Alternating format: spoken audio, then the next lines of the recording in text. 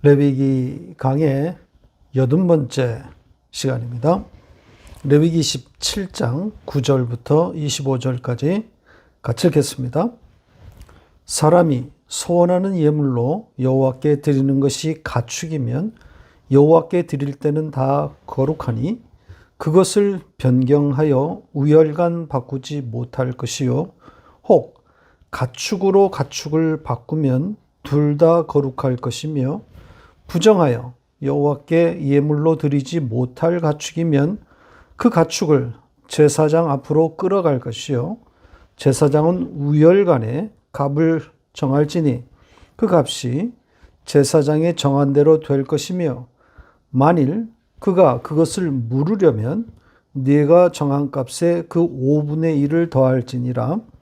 만일 어떤 사람이 자기 집을 성별하여 여호와께 드리려 하면 제사장이 그 우열간의 값을 정할지니 그 값은 제사장이 정한 대로 될 것이며 만일 그 사람이 자기 집을 물으려면 내가 값을 정한 돈에 그 5분의 1을 더할지니 그리하면 자기 소유가 되리라.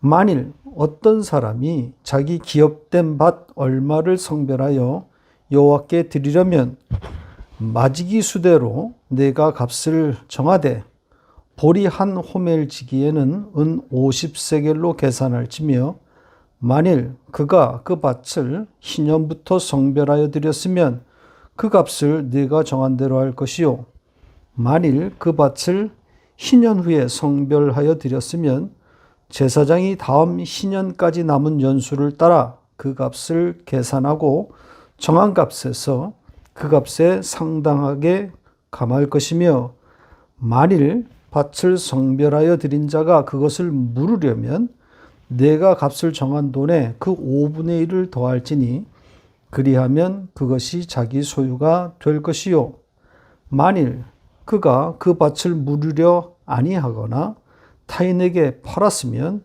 다시는 물으지 못하고 희년이 되어서 그 밭이 돌아올 때에는 여호와께 바친 성물이 되어 영령이 드린 땅과 같이 제사장의 기업이 될 것이며 만일 사람에게 샀고 자기 기업이 아닌 밭을 여호와께 성별하여 드렸으면 너는 값을 정하고 제사장은 그를 위하여 희년까지 계산하고 그는 내가 값을 정한 돈을 그 날에 여호와께 드려 성물로 삼을지며 그가 판 밭은 희년에 그 판 사람 곧 그 땅의 원주인에게로 되돌아갈지니라.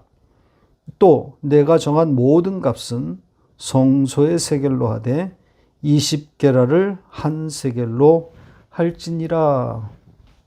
아멘. 오래전 이야기입니다. 한국의 인천의 한 교회에서 일어났던 일인데 교회 분쟁 중에 교인 일부가 자신이 낸 헌금을 돌려달라고 법원에 청원을 낸 적이 있었습니다. 헌금을 물으겠다는 거죠. 그러니까 자신의 그 헌금 취지가 교회에 의해서 짓밟혔기 때문에 돌려달라는 그런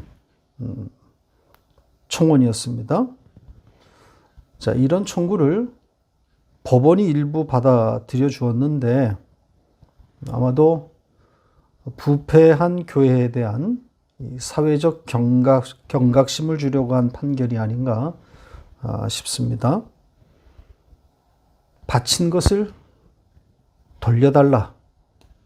네, 오늘 설교의 핵심 내용입니다. 잠시 후에 어떤 이야기인지 살펴보도록 하겠습니다. 레위기 강해가 이제 끝을 향해 달려가고 있습니다. 오늘 설교를 포함해서 한 3번 정도 하면 마칠 수 있을 것 같습니다. 지난 시간에는 소원에 대한 이야기를 했죠. 소원에 의해서 사람을 바치기로 했을 때 그 몸값을 계산해서 그 돈을 내라는 거였습니다. 여기에는 남녀노소, 빈부에 관계없이 예외가 존재하지 않는다 그러죠.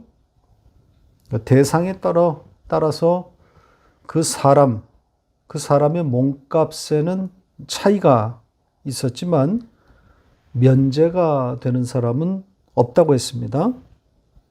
모두 속량이 필요한 자라는 것을 담았다 그랬죠.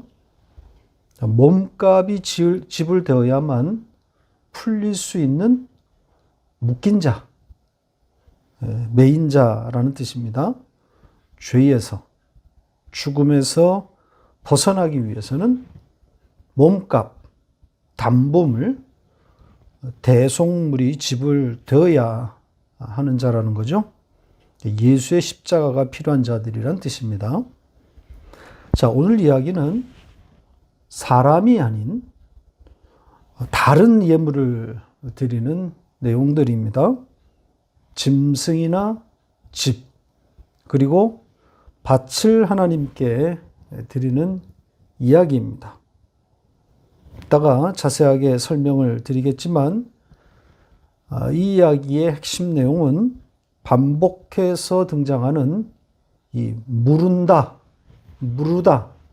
이 단어와 연결되어 있습니다. 그러니까 하나님께 바친 후에 어떤 사유인지는 알 수 없지만 그 드린 것을 무르게 되는 과정이 각 이야기마다 등장합니다. 언뜻 이해가 안 되는 내용이죠. 당황스럽기까지 합니다. 하나님께 헌물로 드렸는데 그걸 무른단 말이죠. 하나님께 바침이 되었다면 이 무르는 것이 허락돼서는 안 될 것 같은데 무르는 것이 허락되고 있단 말입니다. 자, 이 무르는 것, 여기에 초점을 맞춰야 할 것 같습니다. 복음이란 말이죠. 조금 이따 자세히 설명을 드리겠습니다. 오늘 본문은 크게 세 부분으로 나눌 수 있습니다. 하나님께 헌물로 짐승을 드리는 경우, 또 집을 드리는 경우, 그리고 밭을 드리는 내용입니다. 차례대로 살펴보도록 하겠습니다. 첫 번째 이야기는 짐승을 드리는 내용입니다. 9절을 다시 보세요. 보시는 것처럼 소원하는 예물로 가축을 드린다 그러죠. 소원의 예물로 가축을 드리는 이야기처럼 보이는데 아닙니다. 오역입니다.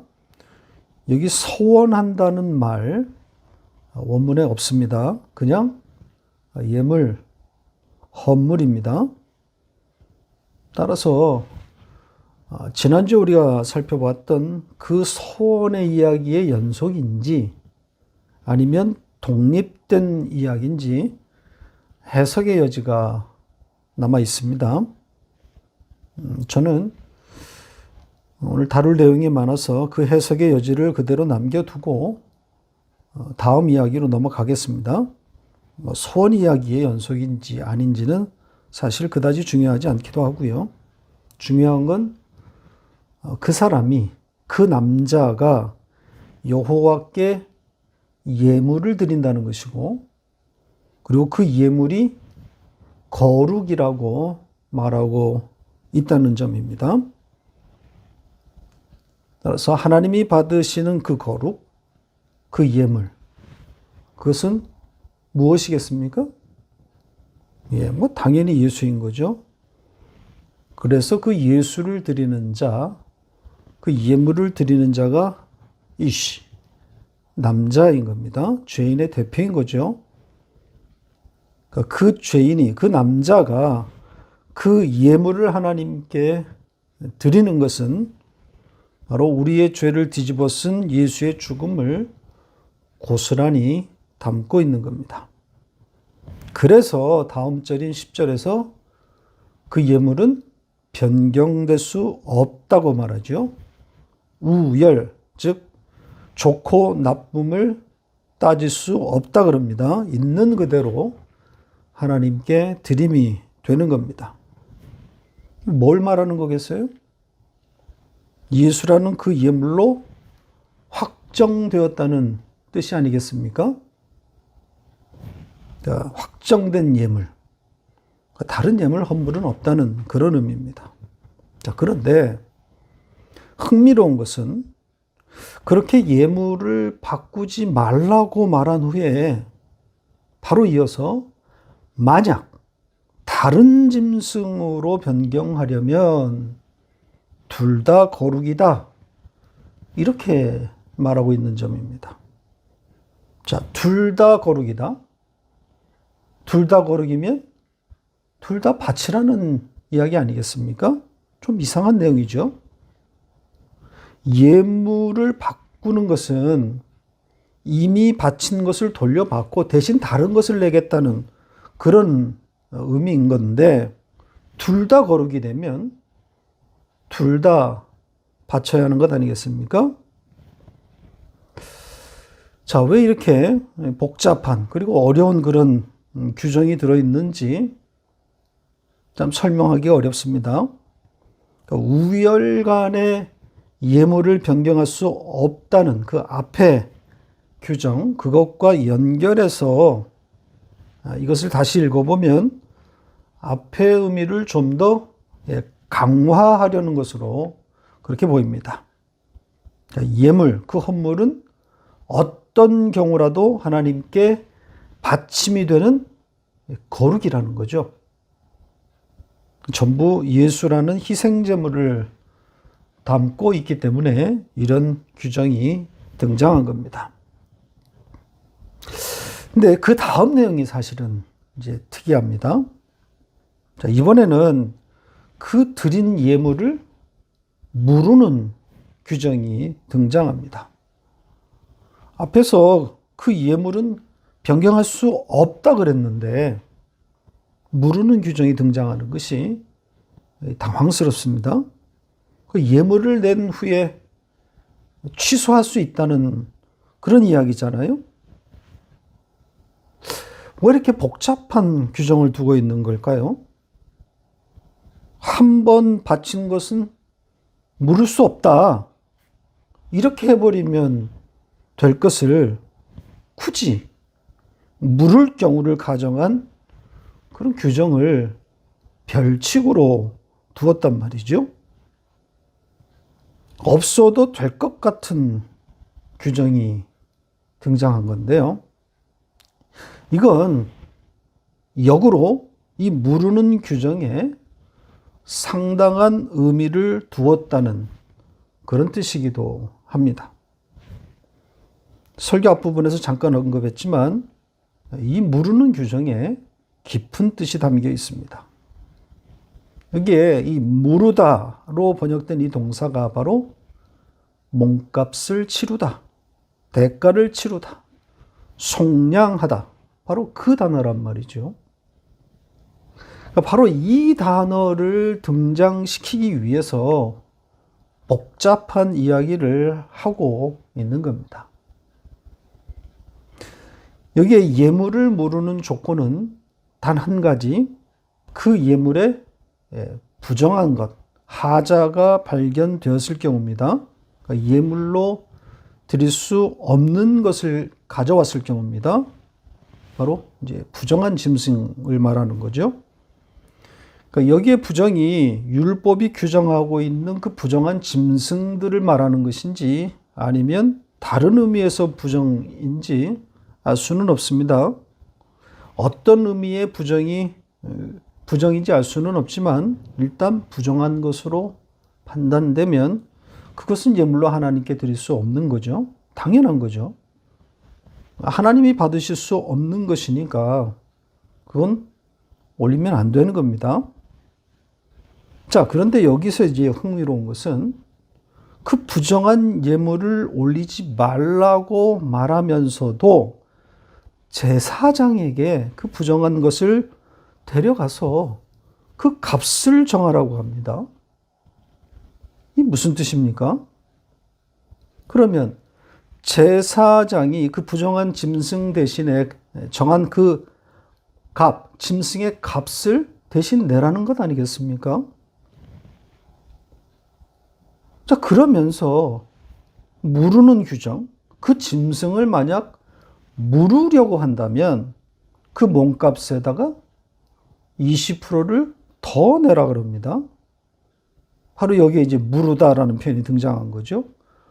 그 짐승의 몸값을 그렇게 지불하고 그것을 돌려받는 겁니다. 좀 전에 말씀드린 것처럼 굳이 규정으로 만들어 놓지 않아도 될 내용인 것 같은데, 몸값을 지불하다, 속량하다, 바로 이 단어를 등장시키기 위한 억지 규정처럼 보입니다. 그러니까 하나님께 드리는 예물인데 그걸 누가 부정한 것으로 가져오겠냐고요. 만에 하나, 천에 하나 나올까 말까 하는 일 아니겠어요? 굳이 규정으로 만들 필요가 없는 것처럼 보인단 말입니다. 그렇게 규정으로 만들 필요가 있다면 어떤 사람이 정말 의도적이든 아니든 부정한 짐승으로 하나님께 예물로 가져 나왔다면 규정을 만들려면 그놈 잡아 죽여라. 돌로 쳐 죽여라. 이렇게 해야 맞는 것 아닙니까? 그런데 그걸 돌려받을 수 있는 규정을 만들었단 말이죠. 몸값을 지불하면 물을 수 있단 말입니다. 예수를 등장시키기 위함 아니겠습니까?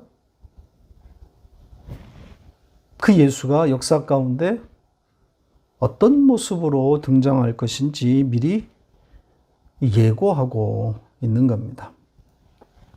자, 이게 첫 번째 이야기고요. 두 번째 이야기로 넘어갑니다. 이번에는 그 남자가 집을 구별해서 하나님께 드리는 내용입니다. 여기에는 예물, 헌물 이런 단어가 등장하지 않고 구별했다, 성별했다.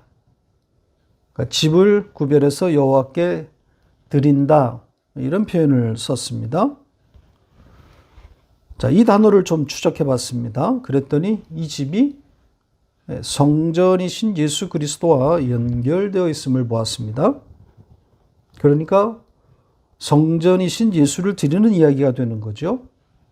그래서 예물, 헌물이라는 단어가 아닌 성별했다, 구별했다, 거룩하다 이 단어를 쓴 겁니다.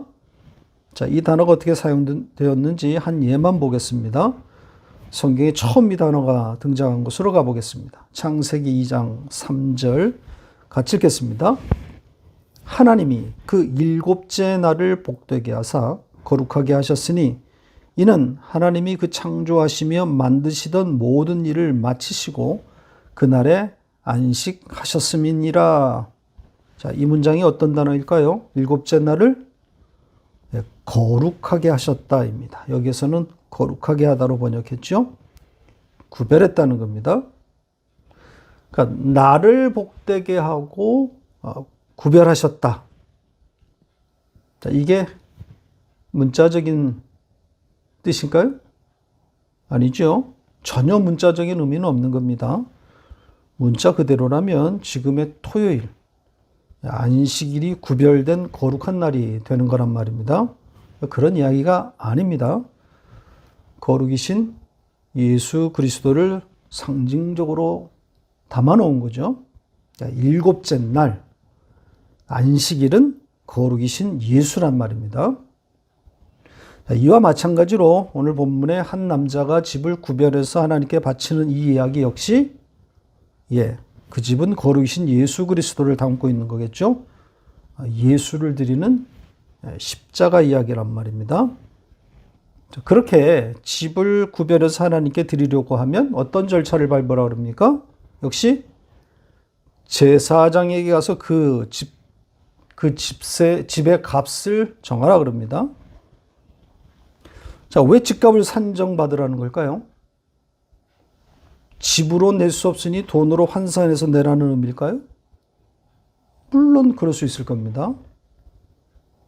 그러나 문맥으로 봐서 돈으로 내라는 것이 아닌 것으로 보입니다. 그러니까 돈이 아니라 집으로 내면 제사장의 소유라든지 아니면 성전에 귀속될 수 있는 거란 말이죠. 다음 이야기인 밭의 경우도 마찬가지입니다. 밭의 값을 계산하게 되는데 뭐 돈으로 낼 수도 있겠지만 밭 그 자체를 낼 수 있는 거란 말이죠. 자, 만약 돈으로 내는 것이 아니라 건물이나 땅을 내는 것이라면 굳이 그 값을 제사장대로 정하라는 것이 좀 이상하지 않습니까? 뭐 집으로 낸, 그냥 건물로 낸, 땅으로 낸 것을 받으면 그만인데 굳이 그 값을 매기라고 한단 말입니다. 자, 이것도 그 다음에 이어지는 내용과 무관하지 않습니다. 바로 그 다음 내용이 무르다입니다. 자기가 바친 그 집을 물으려고 하면 그 집값의 20%를 추가한 돈을 내라는 겁니다. 자, 이 내용도 이상하기는 마찬가지입니다. 굳이 무르는 규정을 별칙으로 넣을 필요가 없단 말이죠. 하나님께 집을 바친 사람이 마음이 바뀌어 그걸 돌려받겠다고 하는 경우가 얼마나 되겠어요? 그 특별한 경우를 가정해서 규정을 두었다는 것이 특이하지 않습니까? 이건 역시 무르다의 등장을 위한 것이 아닐까 생각합니다. 대가를 치르다, 속량하다, 이것을 담기 위한 거죠. 구별하여 바친 그 집, 성전이신 예수 그리스도를 상징한다 그러지 않았습니까? 예수 그리스도의 속량을 담고 있는 겁니다. 그래서 굳이 그 값, 그 대가를 언급하고 있는 겁니다. 하나님께 드려지는 집, 바로 성전이신 예수 그리스도의 희생인 거죠.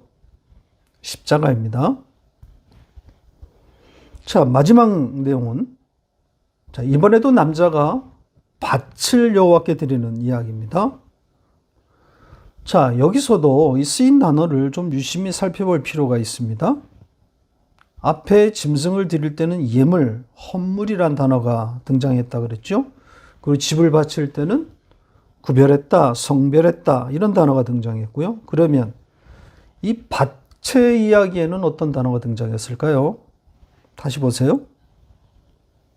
자, 여기서는 기업이란 단어와 성별이라는 단어가 등장했습니다. 그러니까 기업이란 단어가 새로 등장한 거죠. 기업이란 소유라는 뜻입니다. 성경에 굉장히 많이 등장한 단어입니다. 그래서 아주 우리에게 익숙한 단어죠. 뭘 상징하겠어요? 기업? 하나님의 기업? 소유? 하나님의 소유? 하나님 나라 아니겠습니까? 따라서 누구를 상징하는 거겠습니까? 나의 영원하신 기업? 생명보다 귀한 예수 그리스도인 거죠. 그러니까 기업된 밭을 여호와께 성별하여 드린다. 이것은 예수를 드리는 이야기란 말이죠. 하나님이 받으시는 것은 예수밖에 없어요.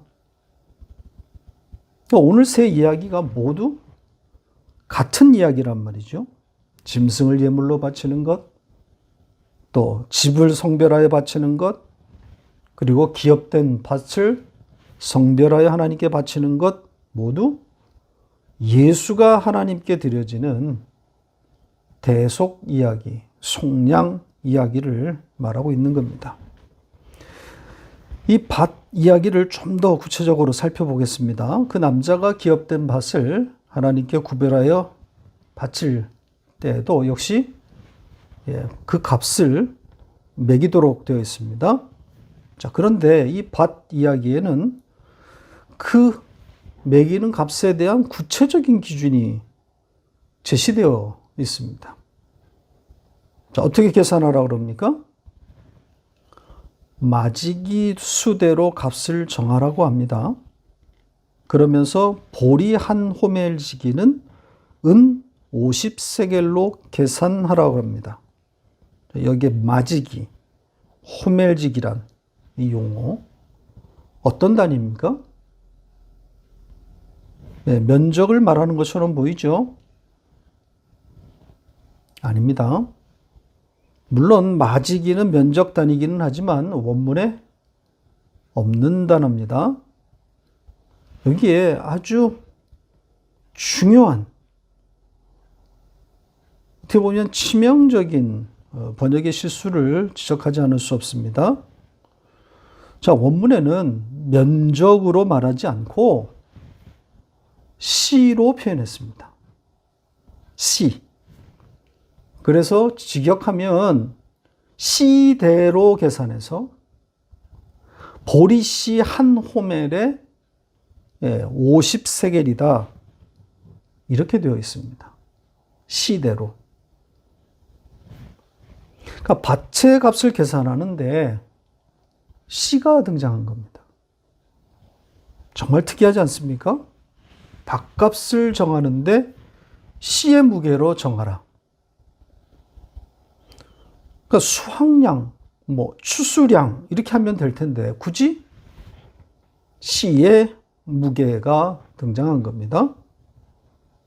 밭값과 시 조화가 안 되는, 어울리지 않는 조합이란 말입니다. 그렇지만 우리는 조화 있게 어울리게 읽어야 합니다. 왜냐하면 성경이 그렇게 기록했기 때문입니다. 시로 값을 정하라 그러잖아요. 그러니까 시의 등장, 예사롭지 않은 거죠? 네, 역시 예수로 읽으라는 거죠. 시는 무조건 예수입니다. 자, 갈라디아서 3장 16절 같이 읽겠습니다. 이 약속들은 아브라함과 그 자손에게 말씀하신 것인데 여럿을 가리켜 그 자손들이라 하지 아니하시고 오직 한 사람을 가리켜 내 자손이라 하셨으니 곧 그리스도라. 자, 여기에 자손이라고 번역된 단어들 모두 다 시입니다. 구약은 제라, 신약에서는 스페르마, 다 시입니다. 자, 이렇게 밭을 시로 그 값을 정하라고 한 것은 고스란히 예수를 담고 있는 겁니다. 시를 등장시켜서 예수를 담아 놓은 거란 말이죠. 자, 그리고 이 밭의 값을 매기는 그 기준에 희년이 등장하고 있습니다. 그러니까 시 말고도 지금 희년이 기준으로 등장하고 있는 거예요. 또 하나의 기준인 거죠. 그러니까 희년에서 다음 희년까지 이 50년 주기에는 조금 전에 말한 그 기준 시 한 호멜에 50세겔 이것이 기준인데 희년이 가까워지면 가까워질수록 그 값을 감하라는 거죠. 얼마씩 감하라는 규정은 나와 있지 않지만 연수에 따라서 그 값을 감하라고 이렇게 되어 있습니다. 자, 여기서도 지난 이야기처럼 별로 중요하지 않은, 정말 중요하지 않은 이 밭값에 대한 이야기가 아주 장황하게 열거되어 있단 말입니다. 만약 밭값을 계산해서 돈을 드리는 것이 아니라 만약 밭 그 자체를, 땅 그 자체를 드리는 거라면 더욱 이 밭값을 매기는 이야기는 없어도 될 내용 아닙니까? 자, 그럼에도 왜 이렇게 밭값에 대한 이야기가 자세하게 기록되어 있는 걸까요? 역시 무르다의 등장 때문 아니겠습니까? 그 밭을 무르는 규정이 뒤에 등장하기 때문입니다. 그러니까 자기가 바친 그 밭을 속량하려면, 다시 되돌리려면 그 밥값에다가 이 10%를 가산해서 돈으로 내라 그럽니다. 그러니까 속량 이야기가 되는 거란 말입니다.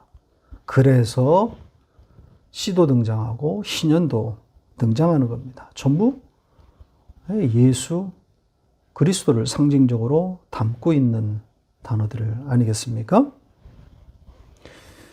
여기 지금 희년, 이 희년이라고 번역된 단어도 원뜻은 양 혹은 양의 뿔, 양의 뿔의 해라 그랬죠.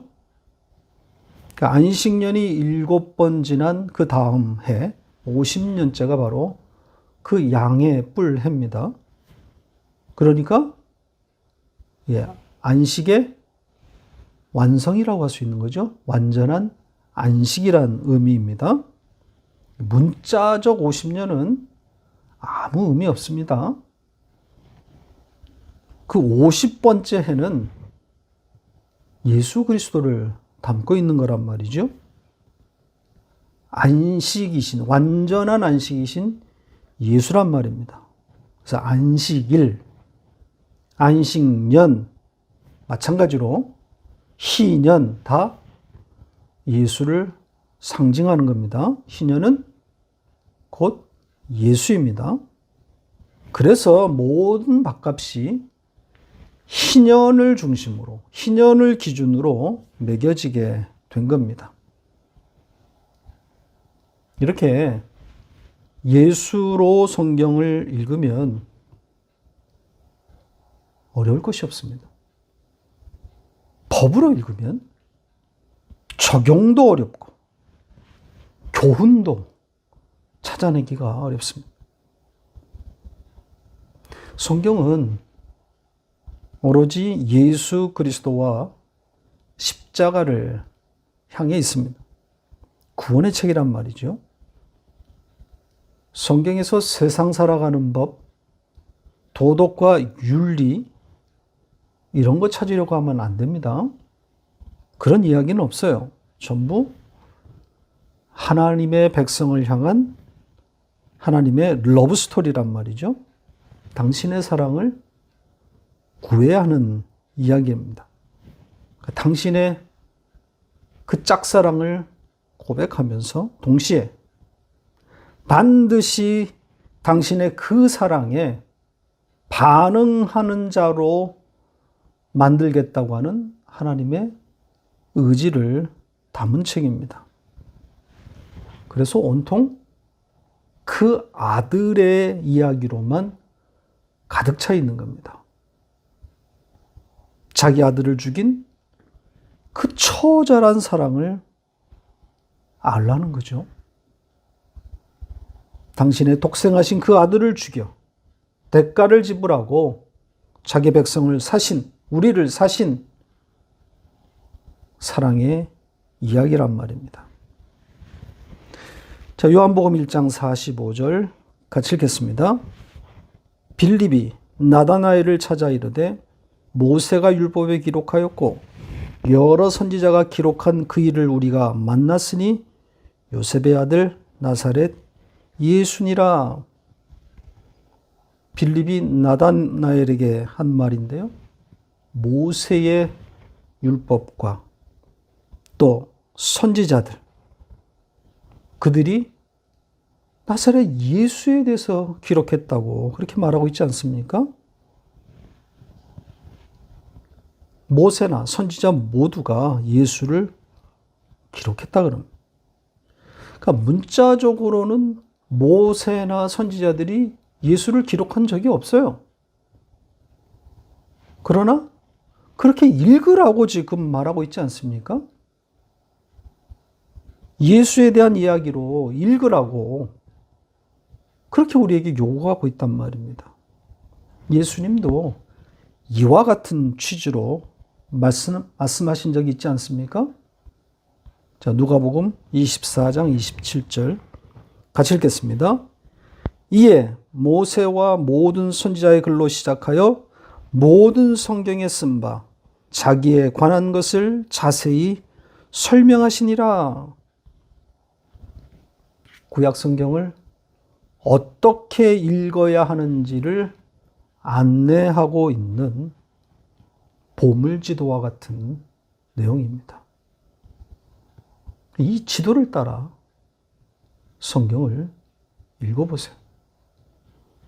새로운 세계가 펼쳐집니다. 복음으로 행복한 에클레시아입니다.